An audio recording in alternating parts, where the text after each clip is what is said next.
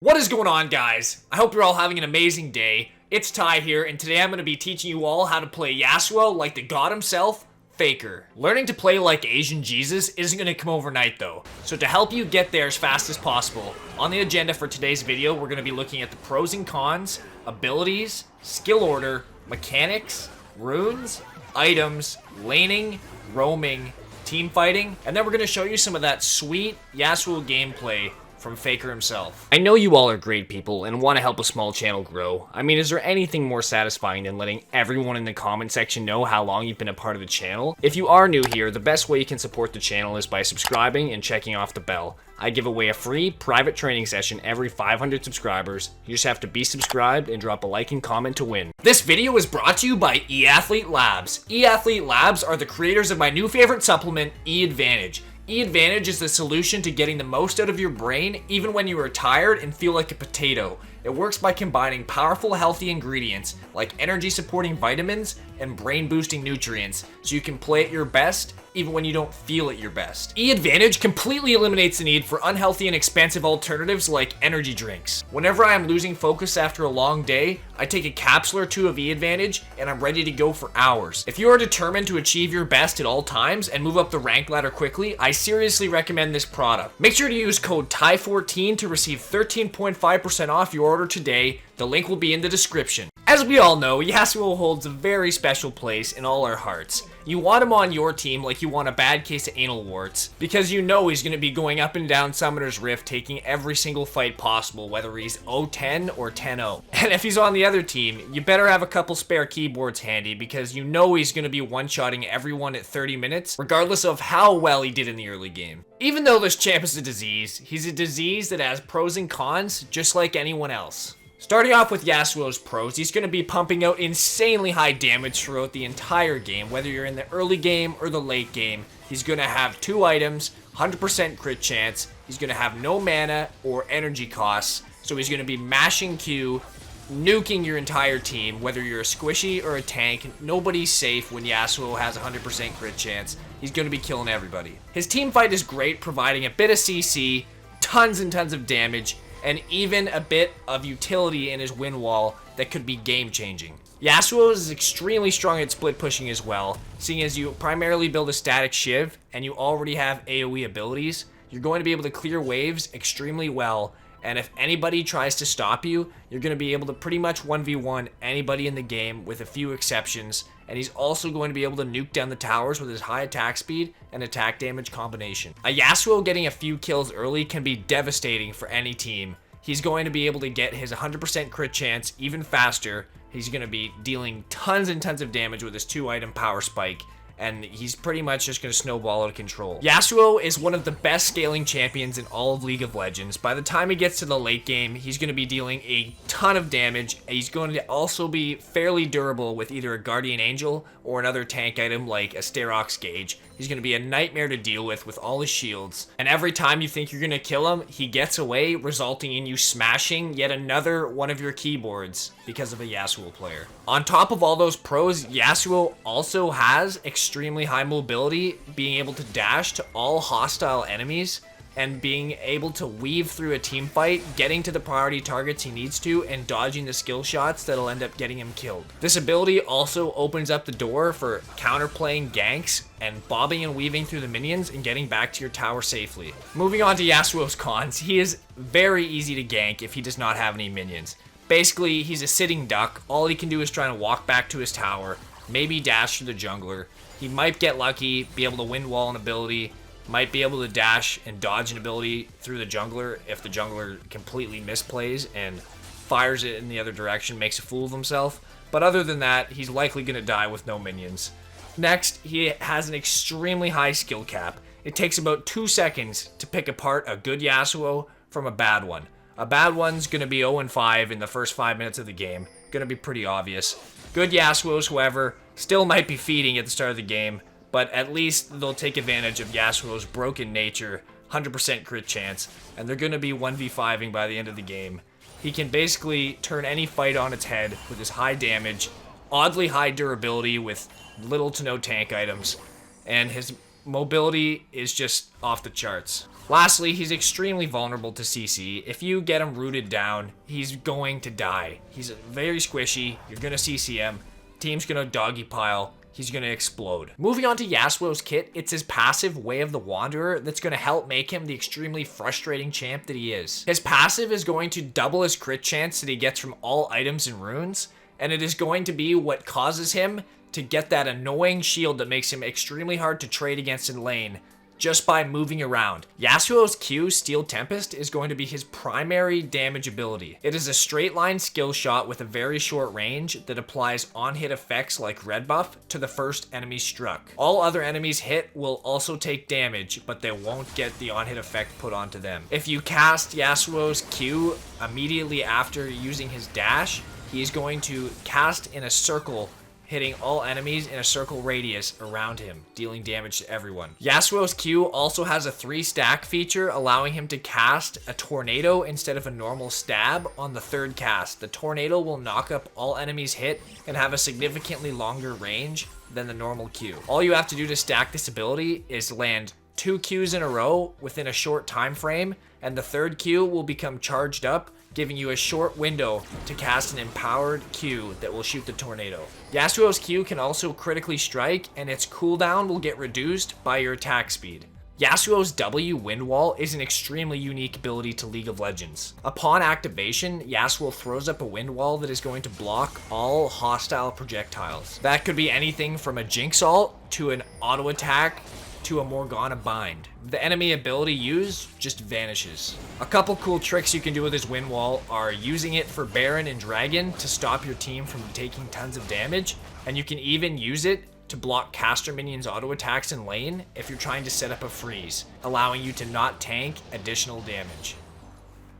Yasuo's E, Sweeping Blade, is arguably what makes him such a high-skilled champion. Upon activation, Yasuo will dash through any hostile enemy a fixed distance, allowing him to close the gap, make escapes, and even jump walls using neutral monsters in the jungle. It is even going to allow Yasuo to set up dash AoE knockups, and he can even throw in a flash after the dash, adding distance to the knockup, surely to surprise enemies.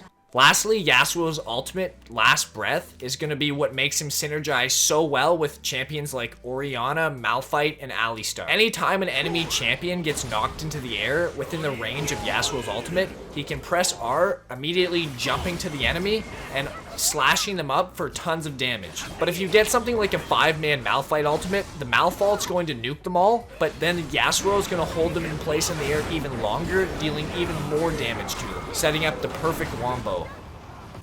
Jumping ahead to Yasuo's skill order, powered by Faker, you're going to start off the game with Yasuo's Q, taking Sweeping Blade at level 2, and thirdly taking Wind Wall at level 3. You're going to continue on the game to max your Q first, maxing your E second, taking points in your ultimate at 6, 11, and 16, and proceeding to max your W last, as it is strictly a utility ability and does not provide very many additional benefits for you. Taking your abilities in this order is going to optimize you with the most possible damage, as that's what Yasuo players want. As we point our attention to Faker right here, you can see that he's running down mid and has his eyes on Ezreal. He's going to be wanting to close the gap on Ezreal as soon as possible, using the minions to dash through, building up a Q stack, and getting him as close as possible to the Ezreal. He's going to Q Ezreal for the second stack when he gets in range, allowing him to get his third strike tornado ready. Ezreal blinks over the wall, so Faker flashes over, immediately queuing him, knocking him into the air, making sure to chain in an auto attack before casting his ultimate. So you end up dealing more damage to the Ezreal and holding him in the air for even longer, because you actually let the tornado knockup last the full duration before re-CCing him with your ultimate. Now that we've seen Faker in slow motion, let's see if we can break down what he's doing in full speed. So right now, he's headed down to the bot lane to get a split push off, because that's what Yasuo does extremely well. He starts channeling his recall so that if an enemy does come, he is partially already halfway done his base, roughly. So that if he needs to base, he has a higher chance that he's going to get the base off. He keeps pushing, and when he sees Sylas, he immediately gets a Q off, knows he can fight him, dashes into him, knocks him up, quickly changes in an auto attack, and then ultimates, insta-killing Sylas. Diving into Faker's Yasuo runes, there's really only one rune page he's taking right now, and that's Fleet Footwork. A few times he takes Conqueror, but not very often.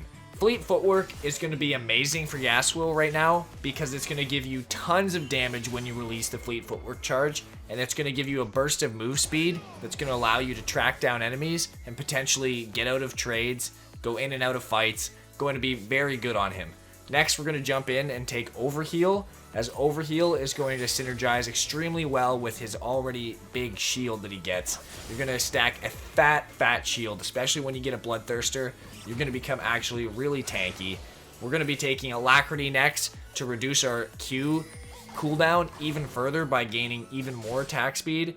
And we're going to round out the Precision Tree with Coup de Grace to give us more damage to finish off those low health targets. Next, we're going to be going into the Domination skill tree, skilling Taste of Blood to give us even more health back when fighting enemies. And we're going to go in and pick up Ravenous Hunter to give even more healing when fighting enemies. Lastly, Faker rounds out his runes by taking 10% additional attack speed, plus 9 adaptive force, and plus 6 magic resist, or sometimes he might take armor depending on the enemy team comp and how much AP or AD they have. Now we're going to be getting to the exciting part, and that's the items that Faker likes to build on Yasuo. Surprisingly, it's not that different than the normal person builds on Yasuo. He's going to be getting his basic items, he's going to have his core items, he's going to have a few different options. He's going to be starting out every single game, Doran's Blade, Health Potion, and he's going to be taking a Warding Trinket. Throughout the game, one thing you'll notice with Faker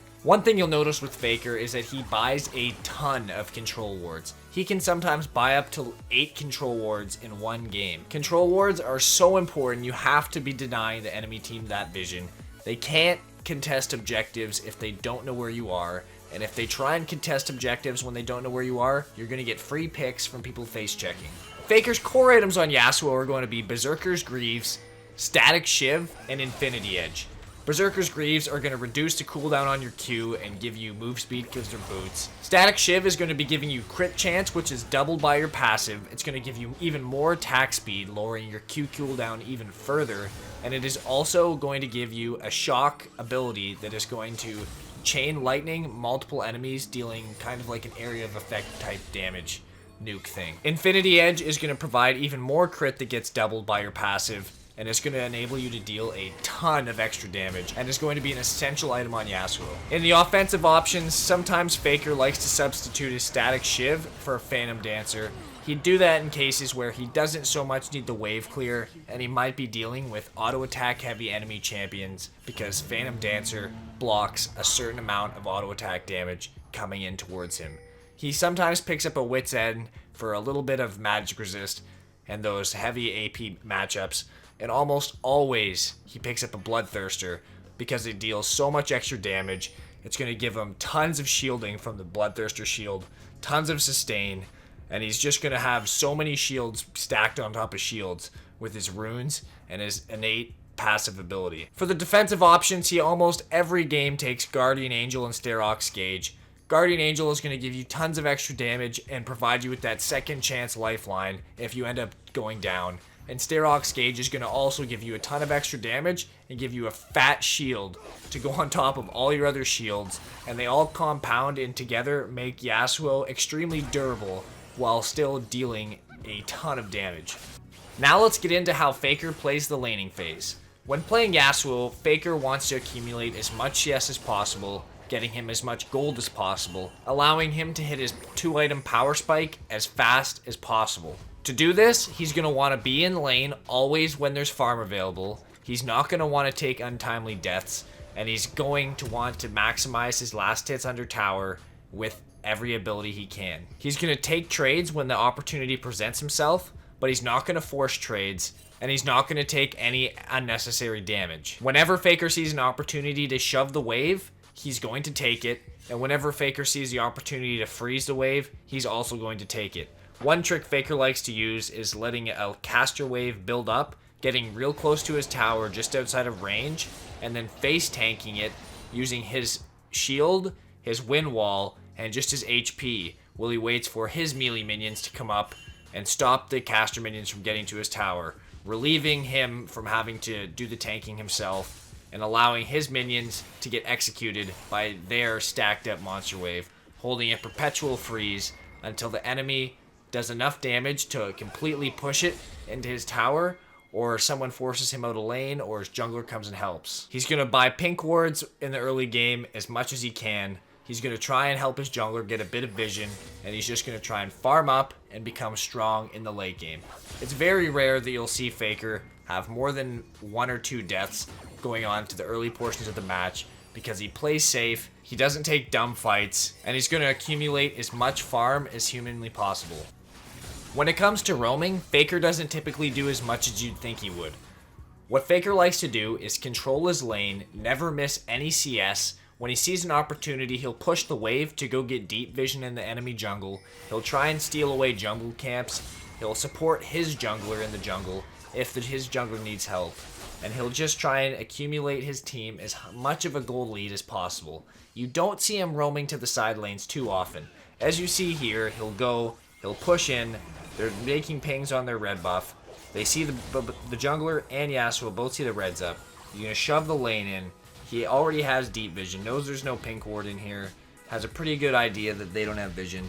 Zoe's going to know what's going on, but she can't really do anything because she doesn't have vision, because once again they've taken vision control.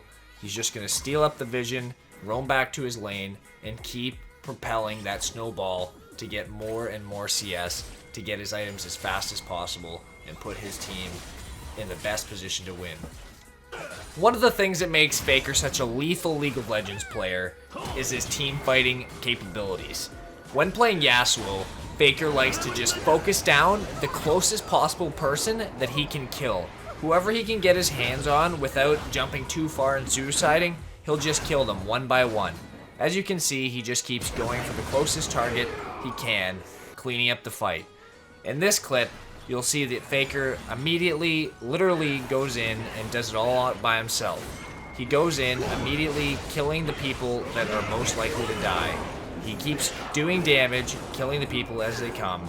He's going to just focus down whoever is going to be the closest threat that's actually killable. In this case, it's Irelia, then it comes down to Lulu. Lulu's left, and then Braum comes in, and he's just gonna completely outplay Braum. Braum he's so scared he doesn't even cast an ability. And he's gonna pick up the easy pentakill to put the icing on the cake and put these guys away for good. Thanks again for watching, guys. I hope you all enjoyed the video. If you did, make sure to smash that like button and subscribe for more content. Don't forget to check out eAdvantage and use product code TIE14 for 13.5% off your order. Make sure to have a great day, and I will see you all in the next video.